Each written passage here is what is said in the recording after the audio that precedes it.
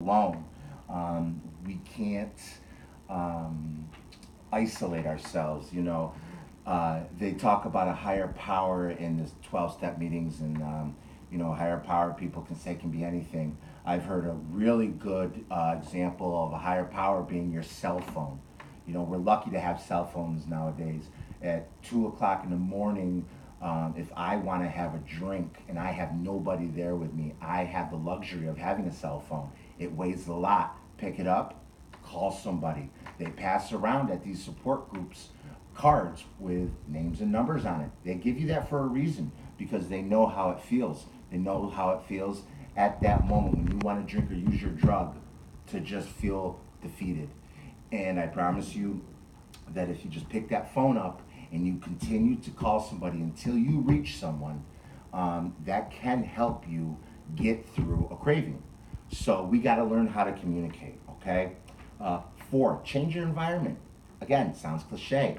I'm not going to tell you that if you live in New York and you want to get sober and you fly to Florida, that automatically you're going to be sober. That's not how it works. They tell us to change people, places, and things. Changing your environment can be, I can be from Ithaca and want to get sober. But if I hang around my buddies that are still going out to the bars or down to um, you know, the drug neighborhoods, eventually I'm gonna fall into that. They say if you don't want to get stung, stay away from bees. Changing your environment is a big thing. You just gotta truly know that yes, they can still be people that are in your lives. It's hard because a lot of us grew up with these people. We started using with them when we were teenagers. Now what do? Those are our best friends. Well, guess what? What's more important, your sobriety or hanging out with your friends? I'm going to tell you, if you hang out with your friends, you're going to play with fire because eventually you're just going to fall into the old habits. So, you got to change your environment. That's why I preach going to 12-step meetings. Go to them, meet people.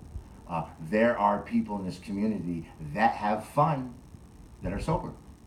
We just have to reach out and find those people, okay? Number five, change for your friends. Again, it's hard to do, and it's a little uncomfortable to do. It would be nice to be able to go out with your buddies that are still drinking, but guess what? They can drink. Um, they, don't go home and fight with their spouses. They don't get DWIs. They don't end up in a jail cell like we do. They can handle having 2 beers and going home. Um, you know, we can't. Therefore, we need to surround ourselves with people that are in our shoes, that don't drink, that want to stay abstinent from it.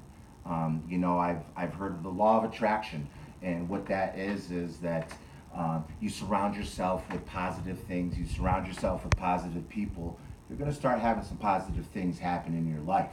Now, it works on the negative side too.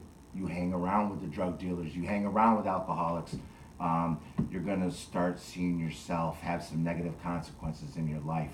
And so, the law of attraction, if you want good, follow good, hang around good.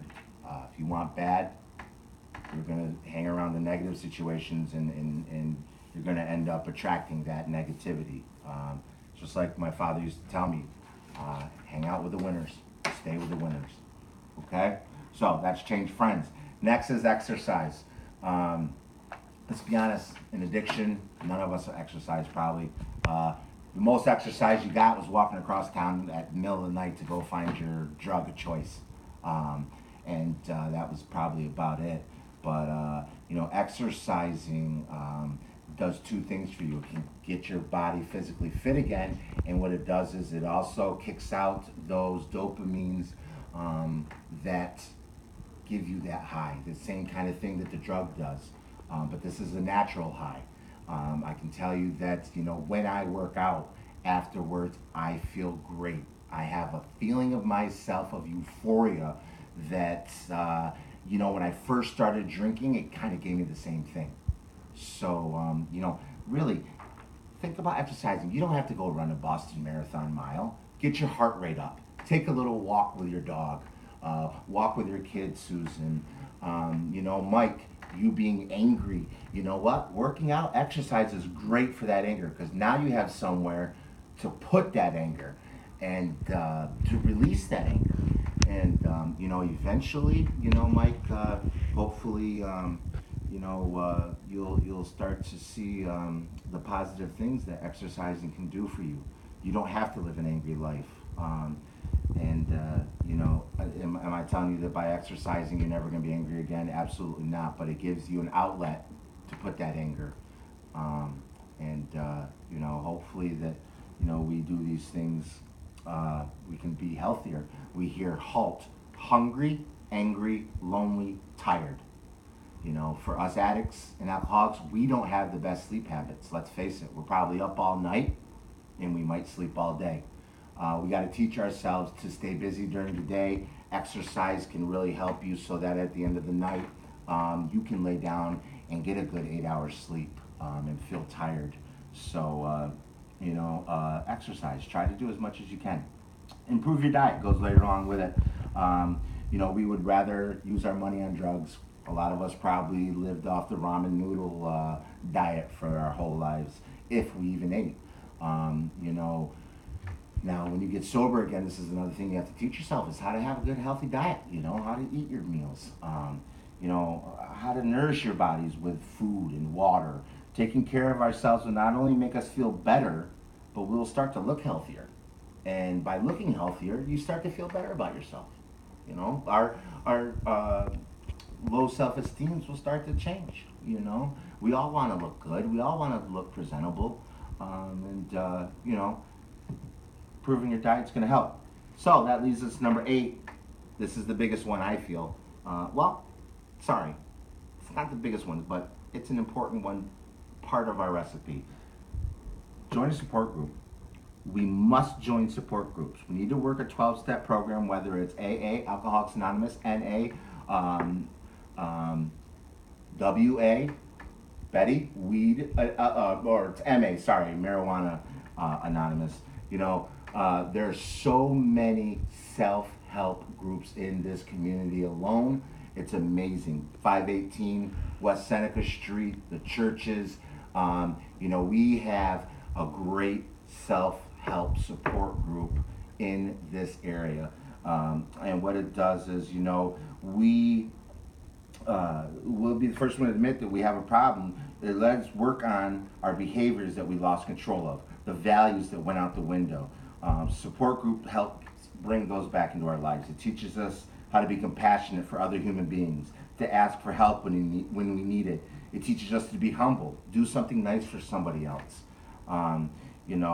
Addicts are egomaniacs with an inferiority complex, which means we think it's all about us, but we're the worst person in the world.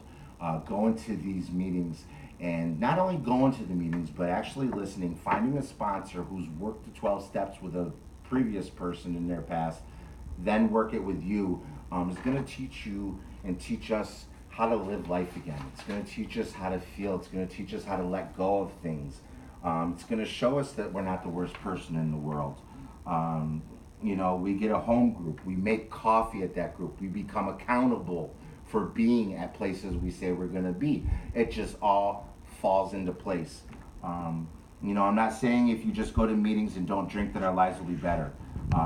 We may be sober, but you're going to be a dry drunk.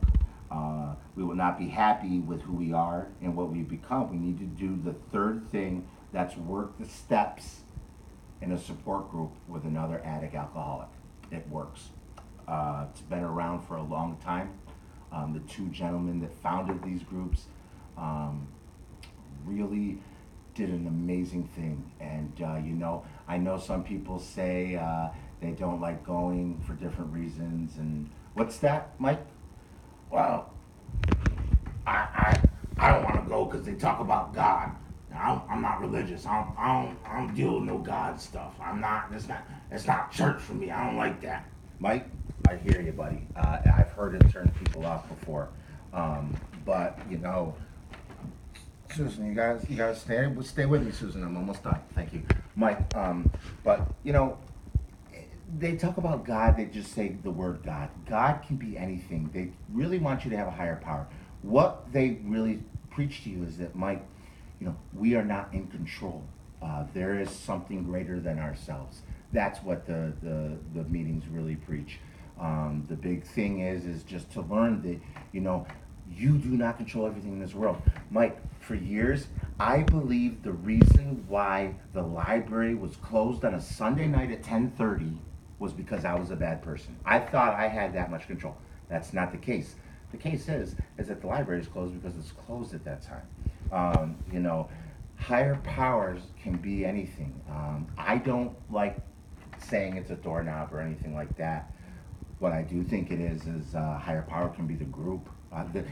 We can be a higher power. You guys can be my higher power right now. Just giving me your experience, strength, and hope can help me get outside myself and let me know that I am not in control of this world. I do not control everything that happens, and I do not, have to bear all the problems in the world.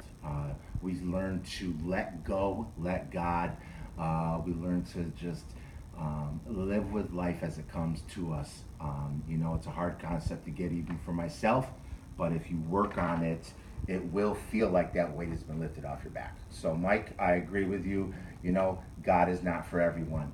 But go there, give it a chance. And when you hear the word God, think of something else that is bigger than you. Okay? So don't think of a religion, Mike. Think of something else. There are agnostics and atheists in AA that don't believe in anything. But what they're saying is they believe in something greater than themselves. That's all you have to believe in, Mike. Okay, buddy? Thanks. Um, Number 9, work. Donate your time. Self-help groups, again, are big on helping another person, doing something kind for somebody else. Volunteer somewhere, hold a door open for somebody, reach out to somebody. They say the most important person there is the newcomer. You go in there and you'd be amazed. Ben, let's talk about you. You got 132 days sober, Ben.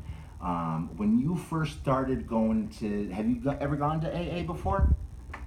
Yeah.